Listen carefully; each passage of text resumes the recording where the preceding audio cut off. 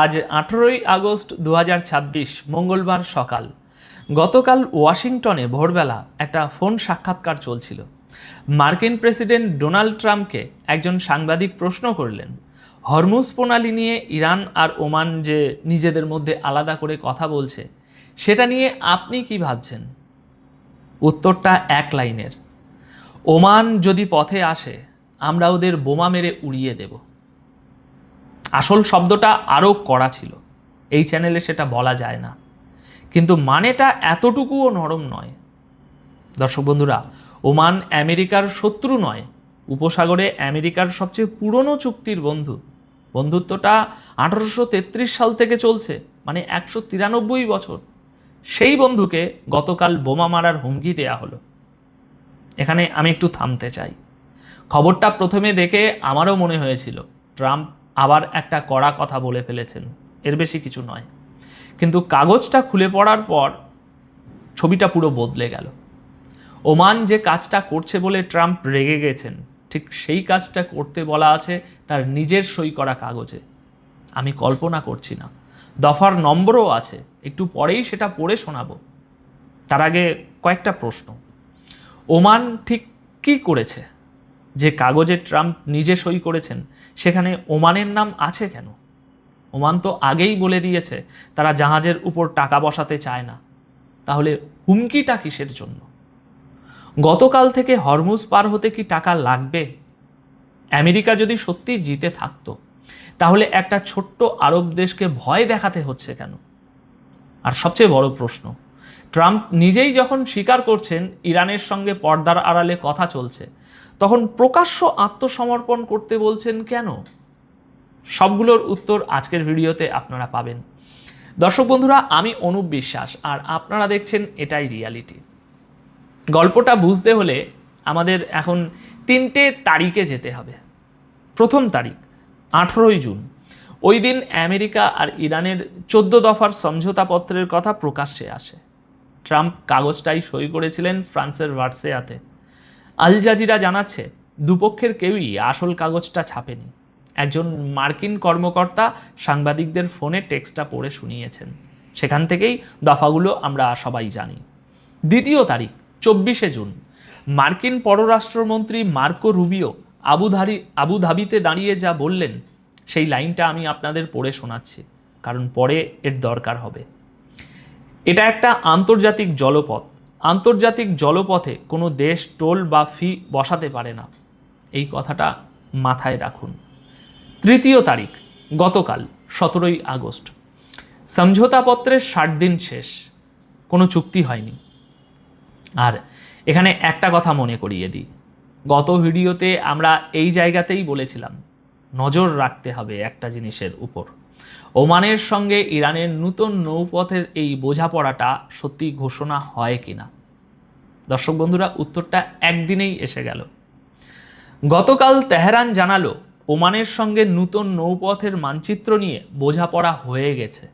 ইরানের পররাষ্ট্র মন্ত্রণালয়ের মুখপাত্র ইসমাইল বাকে বলেছেন, দুই দেশ এখন একটা যৌথ বিবৃতির খসড়া তৈরি করছে। যে খবর জানা যাচ্ছে, নতুন পথে জাহাজ ঢুকবে ইরানের উপকূল ঘেঁষে আর বেরোবে ওমানের দিক দিয়ে।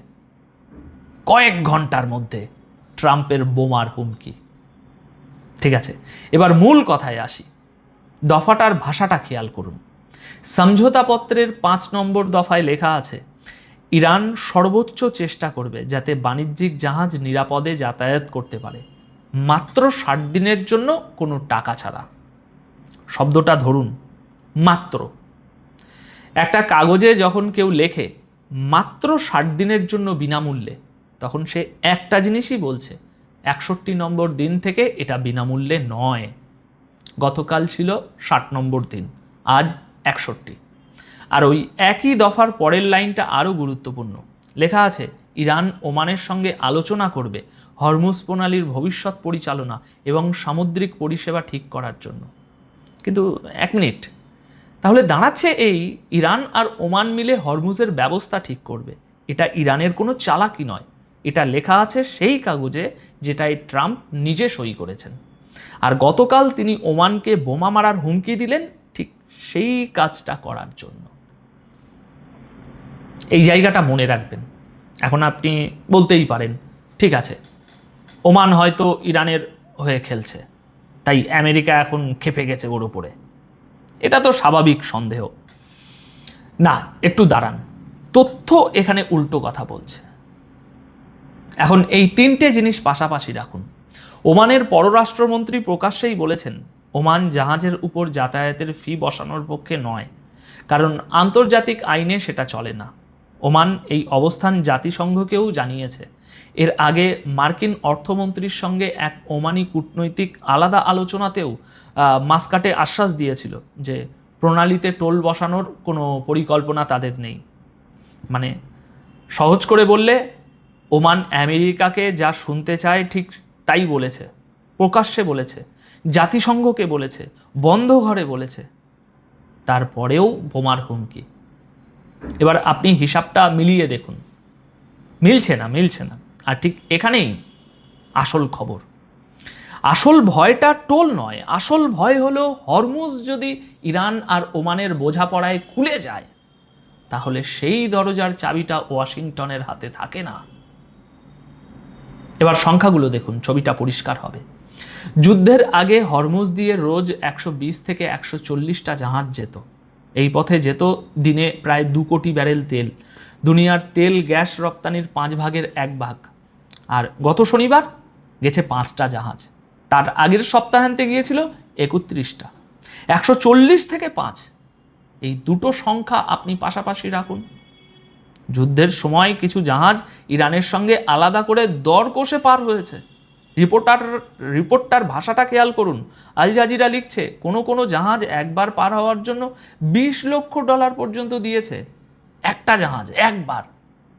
এই সংখ্যাটা কিন্তু ছোট নয়। দেখুন দর্শক বন্ধুরা, এই জায়গায় ব্যাপারটার তেল রাজনীতি থাকে না, এটা আমাদের ঘরে এসে ঢোকে। বাংলাদেশ তার তেলের 95% আর গ্যাসের 30% বাইরে থেকে কেনে। এপ্রিল মাসে বাংলাদেশের 6টা জ্বালানিবাহী জাহাজ এই প্রণালীতেই আটকে পড়েছিল। ইরানের নিরাপত্তা পরিষদ আলাদা অনুমতি দেওয়ার পর সেগুলো পার হতে পারে। এবার আপনি একটা সহজ প্রশ্ন করুন নিজেকে, আজ থেকে যদি এই পথে ফি বসে, সেই টাকাটা শেষ পর্যন্ত কার পকেট থেকে যাবে? জাহাজ কোম্পানি সেটা নিজের ঘাড়ে রাখবে না, ওটা যোগ হবে তেলের দামে, এলপিজি সিলিন্ডারের দামে, বাস ভাড়ায়। দূরের এক প্রণালীর এক লাইন, আর আমাদের রান্নার ঘরে সেই টান।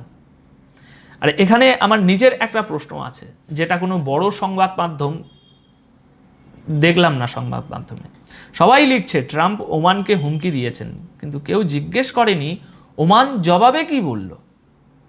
কিছুই বলেনি। গতকাল সারাদিন মাস্কাট থেকে একটা লাইনের বিবৃতিও আসেনি। এই নীরবতাটাই বরং গুরুত্বপূর্ণ। যে দেশ চুপ থাকে সে হয় ভয় পেয়েছে, নয় তার হাতে এমন কিছু আছে যা এখনই দেখানোর তাড়া নেই। আমার কাছে অন্তত দ্বিতীয়টাই বেশি সম্ভব মনে হচ্ছে, কারণ মানচিত্রটা যাদের হাতে তাদের তাড়া থাকার কথা নয়। আর ঠিক এই জায়গায় গতকালকের আর একটা কথা ঢুকে পড়ে। ট্রাম্প ওই একই সাক্ষাৎকারে দুটো কথা বলেছেন। একটা দিক হলো ইরানের সাদা পতাকা তুলে আত্মসমর্পণ করা উচিত, কিন্তু সঙ্গে সঙ্গে তিনি স্বীকারও করেছেন ইরানের বিপ্লব গার্ড বাহিনীর কর্মকর্তাদের সঙ্গে আমেরিকার সরাসরি যোগাযোগ চলছে, মধ্যস্থতাকারী ছাড়া ইরানের রাজনৈতিক নেতৃত্বকে পাশ কাটিয়ে। তিনি আরও বলেছেন, আমার কোনো সময়সূচি নেই, আমার কোনো তাড়া নেই। এখানে আপনি একটু নিজেই ভেবে দেখুন, যিনি জিতছেন তিনি সময়সূচি ঘোষণা করেন, যিনি আটকে গেছেন তিনি বলেন আমার তাড়া নেই। তেহরানও গতকাল পিছু হটেনি। ইরান বলেছে কাগজে 60 দিনের কোনো চূড়ান্ত সময়সীমা লেখাই ছিল না, আর ইরান চাপ বা আলটিমেটামের নিচে নীতি ঠিক করে না। আইআরজিসির এক শীর্ষ কর্মকর্তা রাষ্ট্রীয় সংবাদ মাধ্যমকে বলেছেন, এখন থেকে ইরানের প্রতিরক্ষা কৌশল রক্ষণাত্মক থেকে আক্রমণাত্মক দিকে যাচ্ছে, আর শত্রুরই কৌশলগত চমকের জন্য প্রস্তুত থাকা উচিত। এটা ইরানের সরকারি সংবাদ মাধ্যমের বরাতে বলা কথা, স্বাধীনভাবে যাচাই করা যায়নি।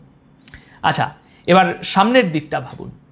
এখান থেকে 3টে রাস্তা খোলা আছে। প্রথম রাস্তা, ইরান আর ওমান যৌথ বিবৃতিটা দিয়ে দেয়, প্রণালী আংশিক খোলে, ফি নেওয়া হয় পরিষেবা নাম দিয়ে। কাগজে আমেরিকা হারে না, কিন্তু হরমুজের চাবিটা হাতছাড়া হয়ে যায়। এই রাস্তাটাই এই মুহূর্তে সবচেয়ে কাছে। দ্বিতীয় রাস্তা, আমেরিকা জোর করে প্রণালী খোলায়, নৌবহর দিয়ে জাহাজ পাহারা দিয়ে নিয়ে যায়। কাগজে সম্ভব, বাস্তবে কঠিন, কারণ মাইন আছে কিনা কেউ নিশ্চিত নয়, আর বিমা কোম্পানিগুলো এখনও রাজি হচ্ছে না। তৃতীয় রাস্তা, আর সত্যি বলতে এটাই এখন চলছে, না যুদ্ধ না শান্তি।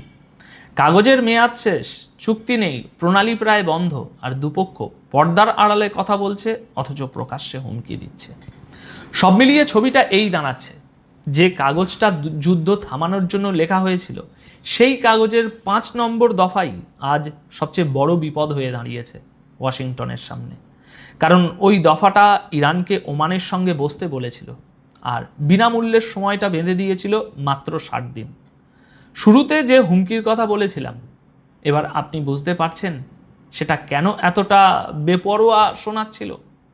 193 বছরের বন্ধুকে বোমা মারার হুমকি কেউ শান্তির জায়গা থেকে দেয় না। তাই আগামী কয়েকদিন দুটো জিনিসের দিকে নজর রাখতে হবে। এক, ইরান আর ওমানের যৌথ বিবৃতিটা সত্যি বেরোয় কিনা, আর তাতে ফির কথা থাকে কিনা। 2, ওমান ট্রাম্পের হুমকির কোনো আনুষ্ঠানিক জবাব দেয় কিনা। আর একটা প্রশ্নের উত্তর আজও পাওয়া গেল না। ওই একই কাগজের 6 নম্বর দফায় ইরানের পুনর্গঠনের জন্য অন্তত $300 বিলিয়ন কথা লেখা আছে। 60 দিনে তার $1 যায়নি। এই সুতোটা আমরা ছাড়ছি না। দর্শক বন্ধুরা, আজ আপনাদের কাছে আমার প্রশ্ন, আপনার বিচারে ট্রাম্প ওমানকে হুমকি দিলেন শক্তি দেখাতে, নাকি হাতের তাস ফুরিয়ে যাচ্ছে বলে? আপনার মতামত কমেন্টে অবশ্যই জানাবেন। ভিডিওটি শেষ পর্যন্ত দেখার জন্য অসংখ্য ধন্যবাদ। ভালো থাকবেন, সুস্থ থাকবেন।